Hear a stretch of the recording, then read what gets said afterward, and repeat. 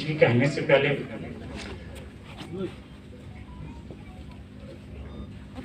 میں آپ سب سے معافی مانگنا چاہوں گا کہ یہاں پر بڑے بڑے معزز سامعین اکرام بیٹھے ہوئے ہیں، بڑے بڑے شعراء بیٹھے ہوئے ہیں، ادب کی روح یہاں پر بیٹھی ہوئی ہے، اور اس کے بعد میں نے اپنے لیے جو ہے ایک ڈائس منگوایا۔ اس کے پیچھے مقصد تھا، ایک شریعت کیا کہتی ہے، باقی چیزیں کیا کہتی ہیں۔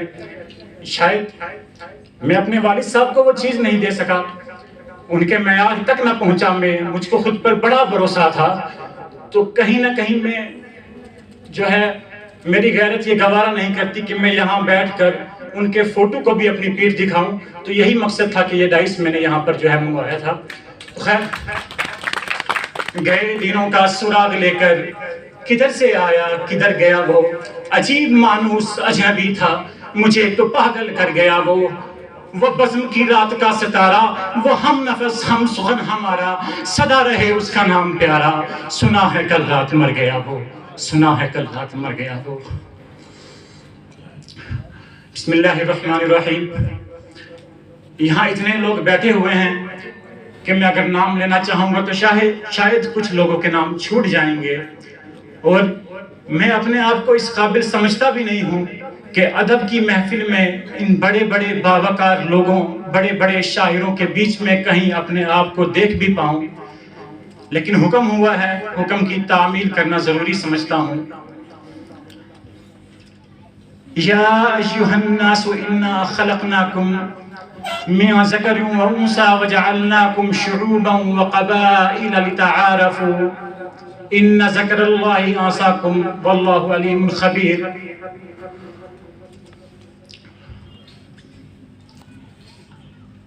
اگر والد صاحب کی بات کرنا چاہوں یا کچھ کہنا چاہوں، یہاں پر بہت سے لوگ اس بات سے متفق ہوں گے کہ کسی کے قول میں اور کہنے میں بہت فرق ہوتا ہے، اور خاص طور پر جب یہاں پر ایک ادبی اجتماع ہے تو کہیں نہ کہیں شعراء اکرام بھی اس بات کو مانیں گے کہ ہاں قول اور فعل میں بہت فرق ہوتا ہے، لیکن جنہوں نے میرے والد صاحب کو دیکھا ہے، جن کے ساتھ زندگی گزاری ہے، میں نے انہیں گزارا ہے، تو میں یہ کہوں گا کہ جو ان کا قول تھا وہ ان کا فعل تھا، چاہے ان کی خودداری نے ان کو کلائی کے برج پر مزدوری کرنے کے لیے جو ہے آمادہ کیا، اور چاہے اس کے بعد شاہان وقت کی کرسی ہلوائی، مت سہل ہمیں جانو، پھرتا ہے فلک برسوں، پھر خاک کے پردے سے انسان نکلتے ہیں، پھر خاک کے پردے سے انسان نکلتے ہیں۔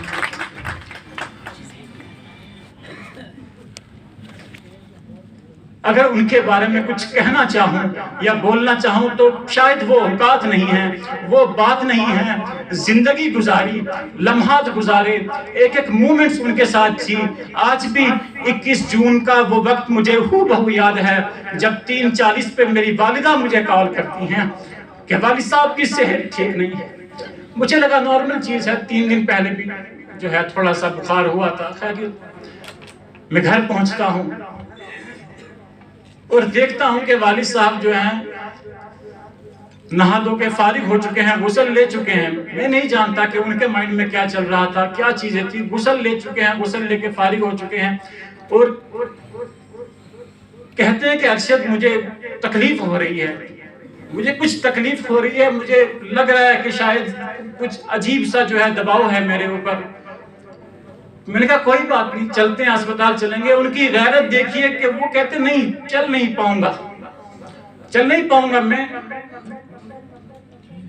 کہنا یہ چاہتے تھے کہ تم اٹھا کے لے جاؤ، لیکن وہ غیرت دیکھیے، وہ خودداری دیکھیے کہ بچے کو بھی وہ چیز نہیں کہہ رہے ہیں۔ میں نے کہا کوئی بات نہیں والد صاحب، میں اٹھا کے لے جاؤں گا آپ کو۔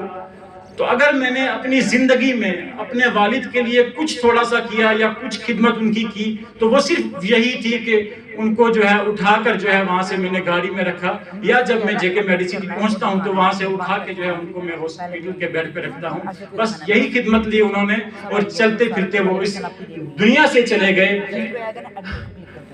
عجیب آدمی تھا وہ، محبتوں کا گیت تھا، بغاوتوں کا راگ تھا، کبھی وہ صرف پھول تھا، کبھی وہ صرف آگ تھا۔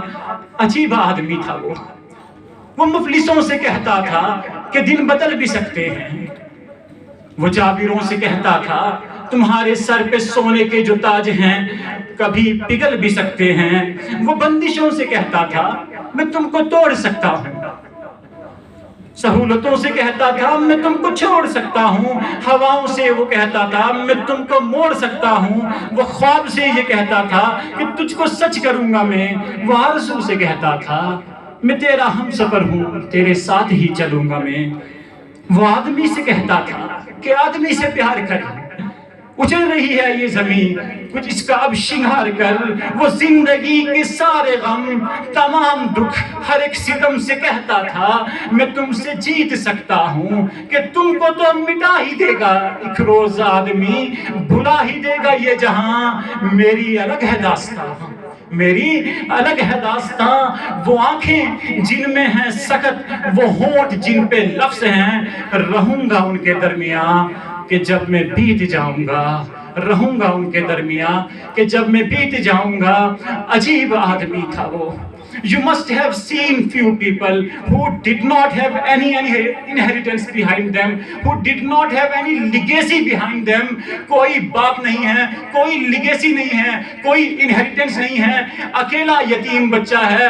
وہ لوگ ہوئے ہیں، میں نے دیکھے ہیں، اپنے باپ میں دیکھے ہیں کہ ان ساری چیزوں کے باوجود انہوں نے اپنے آپ کو پروو کر کے دکھایا.